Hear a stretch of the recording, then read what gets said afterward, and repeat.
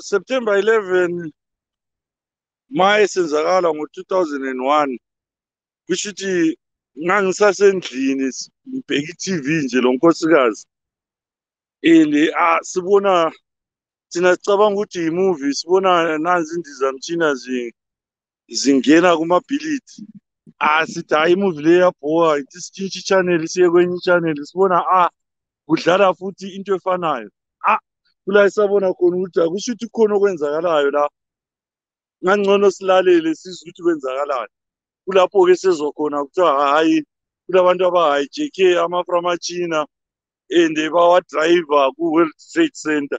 Akwaba into eyisimanga kakhulu ukuthi kanti yini eyenzakalayo ukuthi abantu bangazi benza into efana laleyo. Singathi kuwe kutshoni sibili khonokho owakubonayo njalo kwathi kusanda ukwenzakala ubona ngani i-impact yakhona yaba nganani emhlabeni wonke jikelele?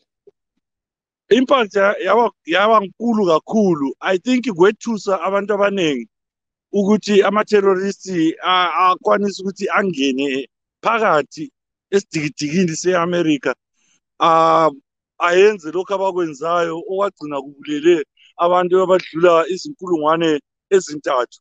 So into ethusa kakhulu abantu basebeqala lokwesaba ukugada indizamtshina ngoba bengazi ukuthi mhlawumbe kungenzeka futhi ukuthi bathole bese beku-situation efana laleyo ukuthi indiza yakhona isihayijekhiwe and abantu bakhona inhloso yabo vele bahlose ukuthi bayiwise le ndiza. So into ethusa kakhulu njalo futhi into ethusa uhulumende kakhulu ukuthi abantu labo bangena njani ku-system ukuthi baze bafike batraine lokuthi baphathise izindizamtshina. So into intelligence yaqala ukubona sekuyinto eserious kakhulu ukuthi kumele basebenzisane bashiye intelligence ukwenzela ukuthi bavimbele into efana laleyo ukuthi yenzeke futhi ever again. Kusukela ngaleso sikhathi kuze kubuye kufike namhlanje ubona ngani lokho kusethusa yini ukuthi ngamalwecatsha angakwenza futhi khonokho? Well, ngoba sekudlula iminyaka eminingi sikhuluma ngeminyaka engamashumi amabili la. So abanye abantu abaningi especially i-youth engazange kubone lokhu kusenzeka ngikhuluma ngabantu abazobe bethena ama-20 this year abakwazi bakubonela nje ku-news la kuma-documentary ukuthi into enjalo yayenzakala. So abantu abaningi ababekhona ngaleso sikhathi namanje I'm sure mabe begada indizamtshina bayanakelela kakhulu ngoba sabona into eziningi zitshintsha even lasema-airport i-security aba-tight lokuthi nje upomba ukungena nje kuyasetshwa ukutara khululwe lezicathulo izinto ezazingenzakali before.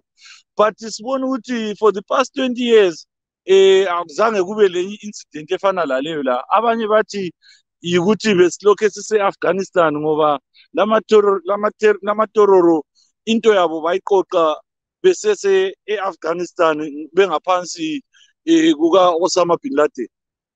So ngasikhangela futhi siyabona ukuthi ilizwe le-Afghanistan selihluthunwe njalo ngabantu be-Taliban.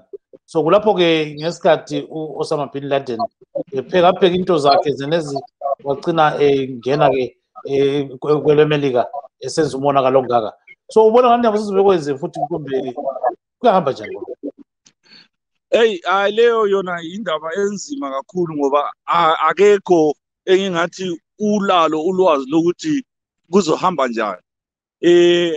Abanye bathi hayi lento yenzakala kudala ngesikhathi sasele eAl-Qaeda eka-Bin Laden lapha e-Afghanistan. So abaningi bacabanga ukuthi ayingeke isaphinde yenzakala lento plus bakhangela i-Taliban bathi izama ukuthi layo ibe umakhelwana ohloniphekayo emphakathini elizweni emhlabeni jikelele.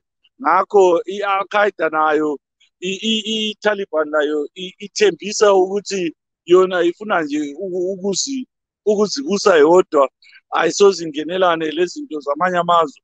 Kodwa sizobona ngoba i-problem ekhona nge-Afghanistan ukuthi i-Taliban makuwukuthi yebusayo isuka ivumele nje noma ngubani ama-groups la amatororo ukuthi ahlangane atraine and yinto enkulu kakhulu engathi i-America iyayikhangelela ukuthi akulama-groups ngoba sizwile kuthiwa kulalenye i-ISIS entsha le khona ngale sibonile bebhomba i-airport laphana bezama uku-extract abantu so kuyatshengisa ukuthi already ama-extremists ama-terrorists la afuna ukubulala ama-Americans asebona i-opportunity futhi efana lasemandulo ukuthi baqala ukutraina e-Afghanistan. Yes, ngathi umuntu-ke oseZimbabwe uyathi likhuluma ngakhonokho yena nxa kumbamba okuyinto lokho.